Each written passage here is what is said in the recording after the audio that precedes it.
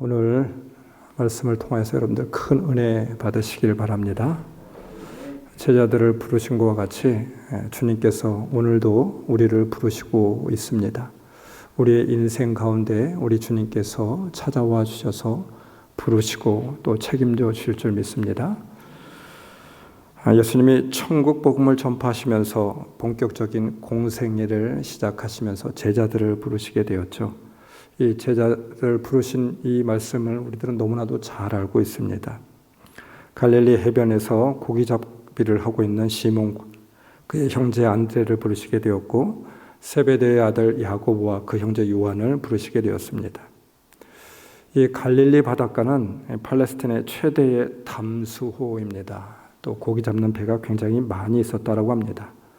남북이 한 20km 정도 되고 동서는 가장 넓은 곳이 12km 정도 되는 아주 굉장히 큰 호수, 바다와 같은 그런 호수입니다. 이 면적은 166km나 된다, 이렇게 달한다라고 해요. 1세기 역사가 요세푸스의 기록에 의한다라고 하면 당시에 이 갈릴리 바닷가에 약 한 230여 척의 배가 이 호수에 또 있어서 또 고기잡이를 하고 있었다라고 이렇게 적고 있습니다. 정말 거대한 호수입니다. 그리고 이곳에서 어업을 하며 생계를 이어가던 수없이 많은 어부들이 있었음을 우리는 볼 수가 있습니다. 그런데 예수님께서 그 많은 어부들 가운데 베드로를 찾아오시게 되었습니다.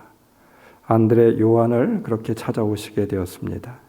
야고보를 찾아오시게 되었어요. 그리고 그들을 불러서 사람을 낚는 어부로 세워주셨습니다.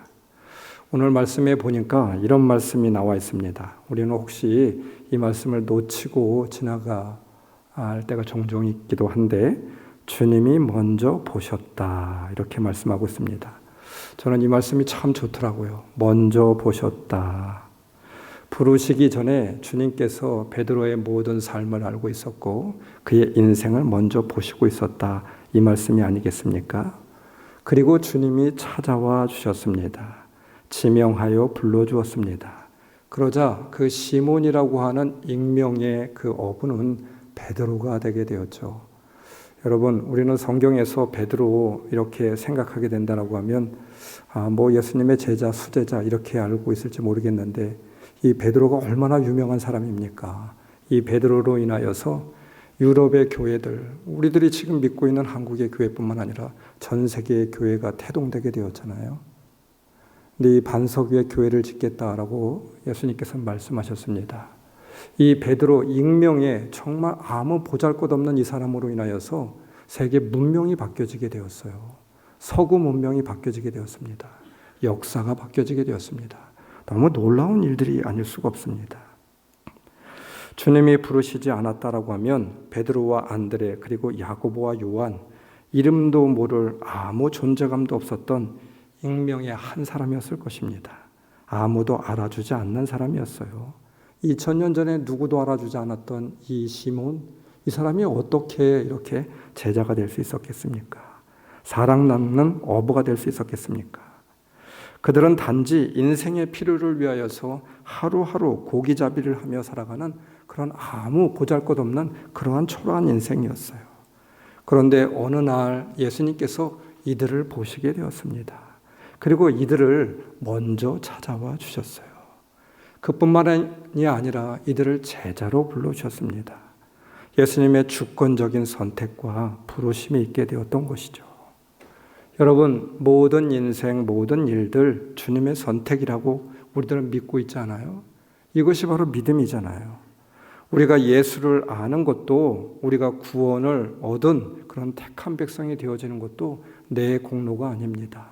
내 자유의지에 앞서서 주님의 선택이 있었어요. 주님의 값없는 은총이 있었습니다. 이 진리를 생각할 때 얼마나 감사한지요. 더불어 우리는 이 은총으로 살아가는 존재라고 믿습니다. 알 수 없는 세상, 미래에 대한 불확실성, 우리는 한 치 앞도 볼 수 없는 세상 가운데 두려움이 있습니다. 그러나 안심하고 두려워하지 않고 믿음으로 담대하게 나아갈 수 있는 것은 우리를 선택하신 그 주님이 바로 우리를 보시고 있고 우리를 선택하였다라고 하는 데 있지 않겠습니까? 주님의 선택은 지금도 우리에게 있습니다. 여러분들 믿으십니까? 베드로를 선택한 것과 같이 여러분들을 선택하셨어요. 여러분들에게 은총을 주셨습니다. 우리가 이 선택과 은총을 믿게 된다라고 하면, 확실히 믿게 된다라고 하면 우리는 세상을 담대하게 살아갈 수 있어요. 내가 어떤 특별한 장점이 있어서, 능력이 있어서, 가진 것이 많아서, 배워서가 아니었습니다. 그냥 주님의 선택, 주님의 은총이었어요. 주님의 주권적인 선택이었습니다. 여기에 감사만이 존재하는 것이죠. 내가 많이 배워서, 아니면 많은 재산이 있어서, 아니면 특별한 성품이나 달란트가, 이 모든 것들이 주님에게 도움이 되어서가 아닙니다. 그냥 주님이 부르신 것입니다. 주님의 선택이에요. 이 얼마나 감사한 일인지 모르겠습니다. 정말 이 말씀을 묵상할 때마다 저는 참 큰 위로를 받습니다. 만약 하나님이 우리 모두를 부르실 때 어느 무언가 도움이 될 만한 사람, 성품이 좋은 사람, 아니면 공부 많이 한 사람, 주님의 사역을 위하여서 특별히 어떤 권능을 갖고 있는 사람, 이런 주님의 선택 기준에 의하여서 우리 주님께서 선택하고 부르셨다라고 하면 과연 우리들은 그 합격점을 받을 만한 그런 존재들인가요? 아닌 것 같아요. 아무리 생각해봐도 우리 같은 존재, 나 같은 존재, 얼마나 많은 큰 죄를 짓고 살아가고 있습니까? 주님의 그 큰 사역을 위해서, 그 위대한 사역을 위해서 우리가 쓰일 만한 그런 존재가 되지 못하잖아요.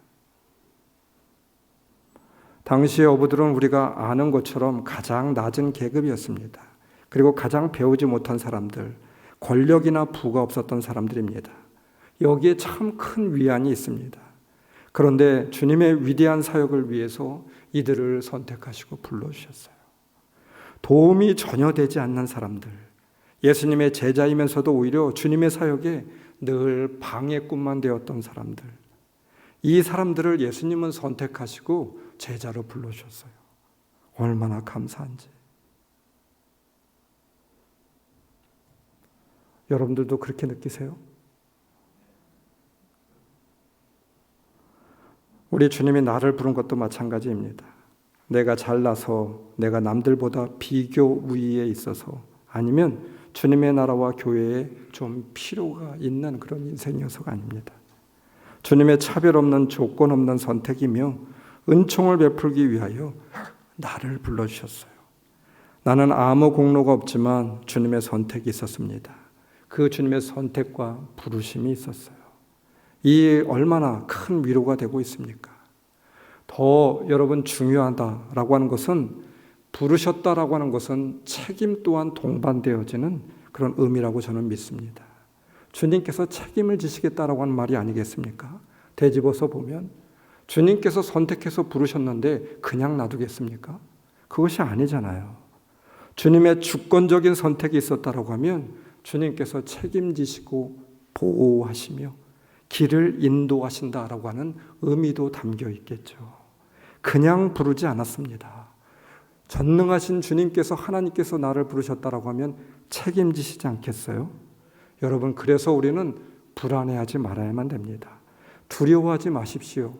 여러분들 부르신 것을 믿으십니까? 그렇다라고 하면 주님께서 책임지세요. 인도해 주세요.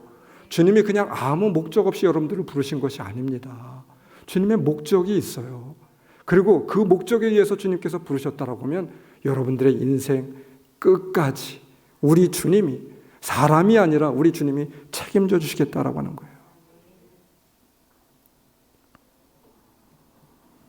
제자들을 부르시고 사람을 낚는 어부로, 주님의 동역자로 부르셨습니다. 우리는 연약하지만 부르심과 선택을 믿는다라고 하면 우리 주님의 책임지시고 또 선한 사역을 위해서 우리를 불러주셨음을 다시 한번 우리가 믿고 고백하며 나아갈 수 있는 여러분들이 되시길 주님의 이름으로 축원합니다. 되돌아보면 그런 것 같아요. 정말 너무나도 보잘것없는데 주님께서 부르시고 굽이굽이 삶의 한순간 한순간 다 인도해 오신 것 같아요.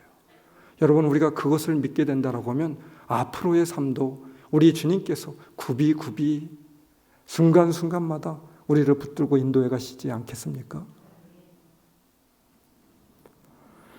예수님이 제자들을 부르셨을 때 예수님의 제자들 시몬, 안드레, 야고보, 요한은 그들이 씻고 있는 그물까지 그리고 아버지와 함께 그물을 씻고 있다가 아버지까지 생계 현장에 내버려 두고 예수님을 쫓는 모습을 볼 수가 있습니다. 그 도대체 현장 가운데 어떠한 분위기가 형성되었길래 어떤 상황이 벌어졌길래 바로 그들은 그렇게 모든 것을 내어놓고 따라가게 되었을까요? 그때의 상황은, 그때의 분위기는 알 수 없지만 그들의 행동은 우리는 좀처럼 이해할 수가 없습니다. 예수님이 부르셨을 때 그들은 즉각적으로 따라 나섰습니다. 마치 수억 원을 줄 테니, 아니 수십억 원을 줄 테니 빨리 줄을 서시오. 로또에 당첨되었으니까 당신이 하던 모든 일을 멈추고 따라오십시오. 이렇게 이러한 상황과 같이 만사를 제쳐두고 달려나오듯이 그렇게 따라 나가게 되었습니다. 마태복음 19장 27절에 보면 베드로가 예수께 말하였다. 보십시오. 우리는 주님을 위해서 모든 것을 버리고 주님을 따랐습니다. 라고 말씀드리자 예수님께서 이렇게 말씀하셨습니다. 맞다. 너희가 나를 위해서 모든 것을 다 포기했으니. 이들은 주님의 부르심에 아무 주저함 없이 한 점 의혹도 없이 모든 것을 다 포기하고 따라 나서게 됩니다. 오늘의 말씀은 베드로를 부른 것에 대하여 다른 부연 설명을 하고 있지 않습니다. 그러나 요한복음에 보게 된다라고 하면 이들을 부르셨을 때의 상황이 어떠하였는지 조금 우리가 유추해 볼 수 있도록 그렇게 설명을 자세하게 해 놓았어요. 주님은 공생애를 시작하기 전에 베다니에서 세례를 받았잖아요. 우리가 지난 시간에도 보신 것과 같이 세례 요한에게 그렇게 세례를 받게 되었습니다. 세례 요한을 찾아서 오신 것이었어요. 그곳에서 세례를 받으시는데 이때 요한이 예수님을 가리켜서 하나님의 아들이다 라고 말하게 됩니다. 자신보다 더 큰 자임을 고백합니다. 예수님이 하나님의 어린 양이라고 말하였어요. 그런데 이때 참 의미 있는 기사 하나가 나오게 됩니다. 세례 요한의 제자 중에 2명이 있었는데 두 제자가 요한에 의하여서 예수님의 제자가 되는 그런 말씀이 기록되어 있습니다. 예수님이 메시아임을 알아보고 예수님에게 요한의 제자 가운데 2 제자가 예수님을 따라가게 됩니다. 그 중에 한 명이 바로 안드레였어요. 베드로의 동생 안드레. 그 안드레가 갈릴리 바닷가에서 거의 한 130km가 떨어져 있는 베다니까지 쫓아와서 예수님께서 세례를 받으실 때 그때 현장 가운데 있었다라고 하는 놀라운 사실이 적혀져 있습니다. 요한복음 1장 40절 요한의 말을 듣고 예수를 따라간 2 사람 가운데 한 사람은 시몬 베드로와 형제가 아닌 안드레였다. 요한복음 1장 40절에서 이렇게 기록하고 있습니다. 41절 이 사람은 먼저 자기 형 시몬을 만나서 말하였다. 우리가 메시아를 만났소. 메시아는 그리스도라고 하는 말이다. 42절 그런 다음에 시몬을 예수께 데리고 왔다. 안드레 동생이 베드로의 동생이 바로 베드로를 예수님께 데리고 왔다라고 하는 것입니다. 그리고 안드레와 바로 시몬 베드로는 그분이 메시아였다, 그리스도였다 이렇게 고백하고 있어요. 예수님이 갈릴리로 떠나시기 전에 안드레는 베드로를 예수님에게 데리고 옵니다. 베드로와 안드레는 세례 요한을 찾아가 세례를 받고 요한의 제자가 될 정도로 신앙의 사람들이었음을 보게 됩니다. 예수님과 함께 베다니에 있었으며 가버나움에 오기 전부터 예수님께 관심을 갖고 있었던 사람임을 우리는 볼 수가 있어요. 여러분 또 예수님이 말씀을 전하실 때 오늘 우리가 누가복음 말씀을 보게 되었는데 누가복음 5장 2절 예수께서 보시니 배 2척이 호숫가에 되어 있었고 어부들은 배에서 내려서 그물을 씻고 있었다. 누가복음 5장 3절 예수께서 그 배 가운데 하나인 시몬의 배에 올라서 그에게 배를 뭇에서 조금 떼어놓으라고 하신 다음에 배에 앉으시어 무리를 가르치셨다. 예수께서 말씀을 그치시고 시몬에게 말씀하셨다. 깊은 데로 나가 그물을 내려서 고기를 잡아라. 그 수없이 많은 배 가운데 베드로의 배를 타고 말씀을 전하십니다. 사람들이 많이 몰려들게 되니까 바닷가에서 배를 조금 띄워서 그 위에서 말씀을 전합니다. 그런데 왜 주님은 베드로의 배를 타셨습니까? 물론 베드로를 부르기 위함이었어요.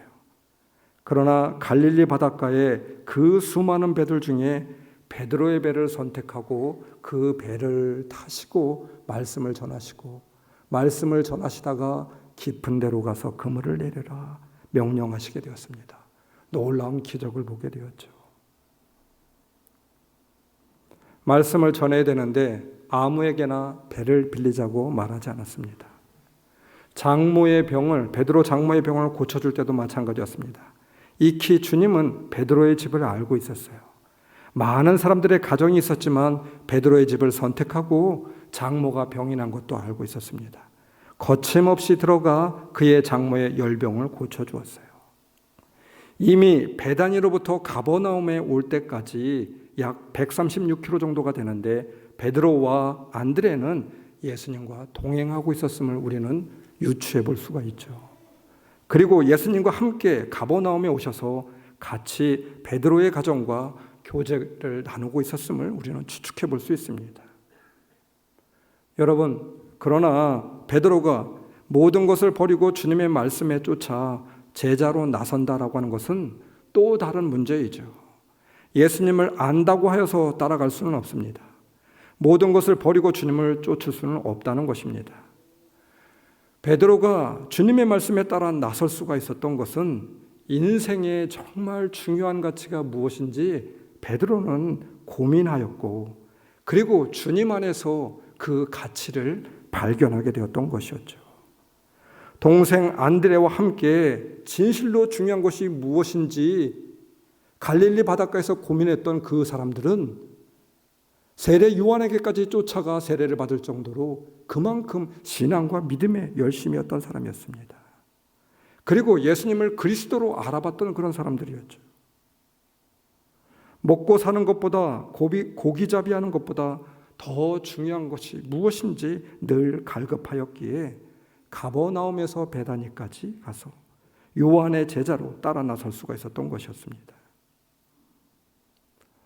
서버셋 몸이라고 하는 사람의 달과 6펜스라고 하는 소설이 있어요. 여기에 보면 주인공인 찰스 스트링랜드라고 하는 사람이 있는데 런던의 평범한 주식거래소 주식 중개인이었습니다.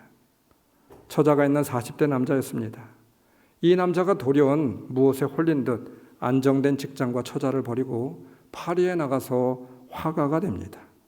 그는 그림에 대한 열정 외에는 도덕, 양심, 사람들의 평판 그 무엇도 얽매이지 않았어요. 아주 세상 우리의 가치로 본다라고 하면 아주 좀 옳지 못한 그런 삶을 살아가는 사람일 수도 있습니다. 마지막 그는 타히티 섬으로 이주하지만 나병에 걸려서 고통의 나날을 보내다가 강렬한 그림을 그리고 그 섬에서 죽게 됩니다. 나중에 사람들은 그를 천재적인 화가라고 그렇게 부르고 있기도 해요. 이 소설에서 달이란 때로는 광기와 예술의 극치를 뜻하고 있으며 6펜스는 당시 빵 하나의 가격으로 세속적인 삶의 상징이라고 볼 수가 있습니다. 그 둘은 외견상 똑같고 그 색깔과 모양도 비슷하게 됩니다. 그러나 그 의미는 극과 극이라고 하는 것이죠. 달과 6펜스, 이 소설에서 말하고자 하는 것은 그 6펜스가 아니라 우리는 달을 추구하며 살아야 되지 않느냐라고 하는 것을 말하고 있는 것이죠. 달을 추구할 때 때로는 비난을 받기도 하고 배고픔을 감수해야 하기도 하고 아픔이 따르기도 합니다.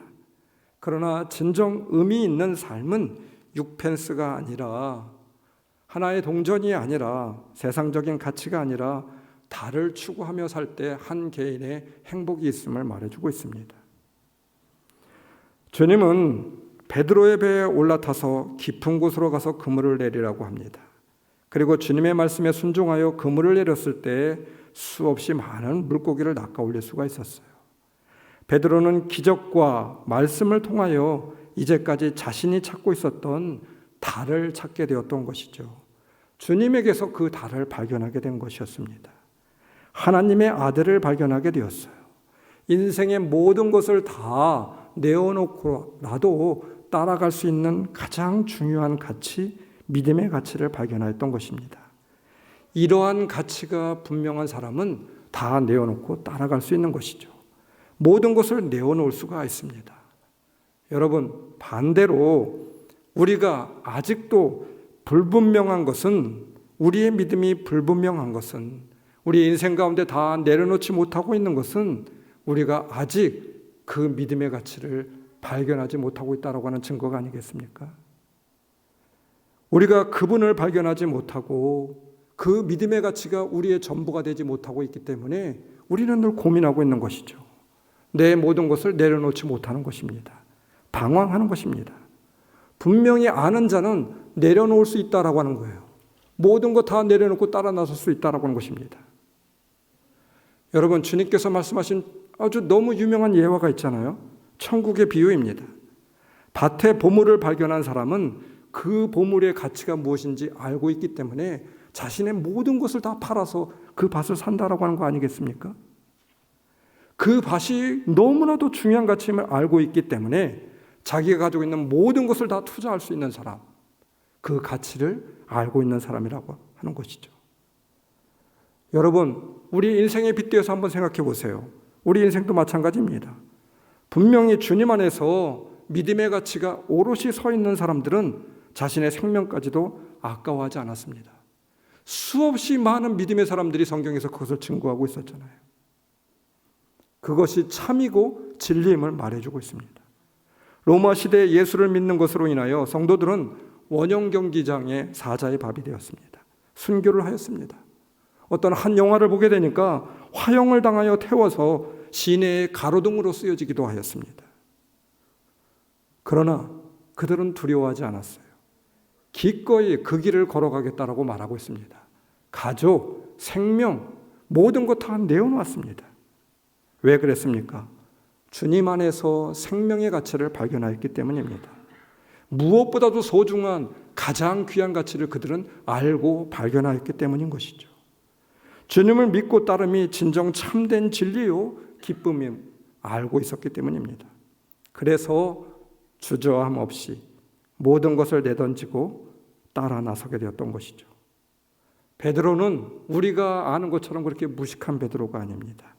달과 6펜스를 고민하였던 사람, 진정한 달의 가치를 알고 있었던 사람이죠. 중요한 가치가 무엇인지 치열하게 고민하였던 사람입니다.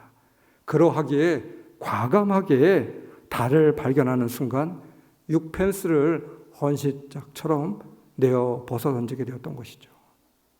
사랑하는 성도 여러분, 우리는 어떠합니까? 예수님이 정말 참된 가치입니까? 여러분에 있어서 가장 중요한 가치가 되고 있습니까? 인생의 전부가 되고 있습니까?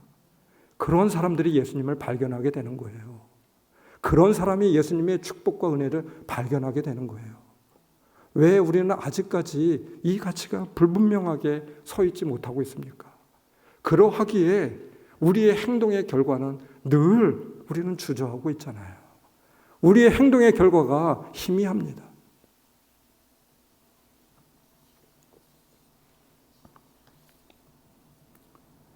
베드로는 진정한 가치가 무엇인지 주님을 통해서 발견하게 되었습니다. 그리고 그 믿음대로 자신의 삶을 옮겨놓게 되었죠. 아브라함은 하나님께서 아브라함에게 100세에 낳은 아들을 제물로 바치라고 하였습니다. 아브라함은 신실하신 하나님을 믿고 믿음의 실천을 합니다. 75세의 나이에 갈대아 우르를 떠나라고 할 때에도 아브라함은 하나님의 말씀에 믿음의 결단으로 응답하였습니다. 그러하기에 믿음의 조상이 됩니다. 믿음이라고 하는 것은 전적인 위탁입니다. 머릿속에 머무는 추상적인 생각이 아니에요. 삶으로 보여지는 결과고 증거인 것이죠. 삶 속에 나타나는 증거가 있어져야만 됩니다. 누가복음 14장 25절 수많은 무리가 함께 갈새 예수께서 돌이키사 이르시되 물은 내게 오는 자가 자기 부모와 처자와 형제와 자매와 더욱이 자기 목숨까지 미워하지 아니하면 능히 제자가 되지 못하고. 이곳에 쓰여진 단어가 있는데 헬라어 단어 미세오라고 하는 단어입니다. 본래 덜 사랑하다, 부차적으로 생각하다라고 하는 의미입니다. 예수님은 가족에 대한 의무, 형제에 대한 사랑보다 먹고 사는 일보다 예수님에 대한 믿음을 우선시해야 된다라고 하는 의미예요. 부모를 버려라, 가족을 다 버려라, 이 얘기가 아닙니다. 너의 우선순위는 어디에 있느냐, 이것을 묻고 있는 것이죠. 얼마나 다행스러운 말씀인지 모르겠습니다. 그러나 여러분, 여전히 쉽지 않은 말씀이에요. 명령이에요. 존 번연은 누가복음에 있는 말씀을 읽고 철로 역정을 쓰게 되었는데, 신앙을 지키기 위해 나는 가족들이 아닌 감옥을 선택해야 하는가라고 하는 고민과 갈등에 빠지게 되었습니다. 그러다가 그는 진정 가족 대신에 감옥을 선택하면서 위대한 문필가로 이런 글을 남기게 되었습니다. 내 가족이 아니라 신앙 때문에 감옥을 선택하는 그 순간, 그것이 얼마나 내게 고통이었는지 모른다. 그 고통은 마치 살을 뼈에서 발라내는 일과 같았다. 존 번연은 살을 뼈에서 발라내는 고통을 견디며 결단하였습니다. 그러하기에 감옥에서 성경에 버금가는 영원한 신앙의 고전인 철로 역정이라고 하는 위대한 작품을 집필할 수 있었다고 하는 것이죠.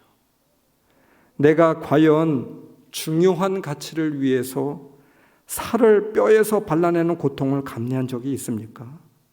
그와 같은 고통이 없이, 삶의 결단과 희생이 없이 참된 가치를 이룰 수가 없어요.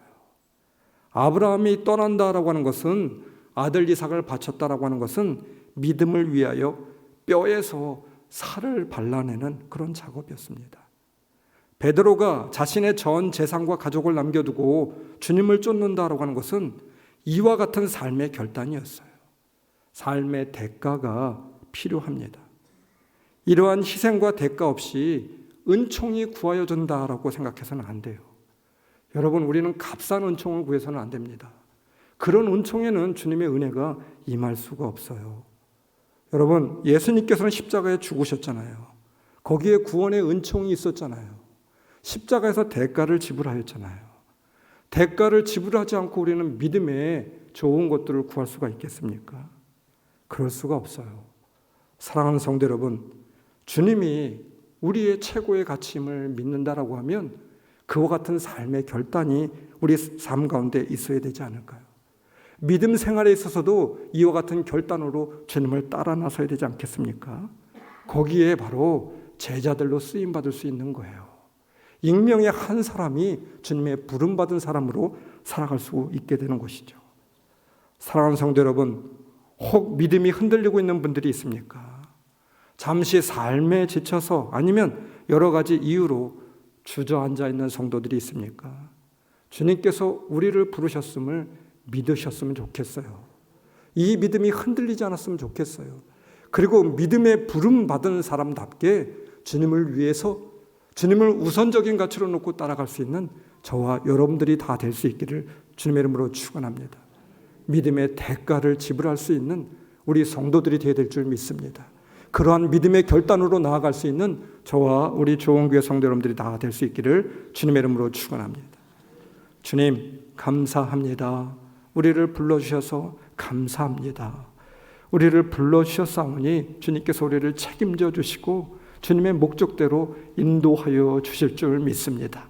온전히 주님만 믿고 의지하며 모든 것 다 내려놓고 주님을 최우선적인 가치로 우리가 두고 따라 나갈 수 있는 귀한 성도들 되게 하여 주옵소서. 그래서 이 시대에 부름받은 성도의 삶을 살아갈 수 있는 귀한 우리 좋은 교회 성도들이 다 될 수 있도록 인도하여 주옵소서. 예수님의 이름으로 축복하며 기도드리옵나이다. 아멘.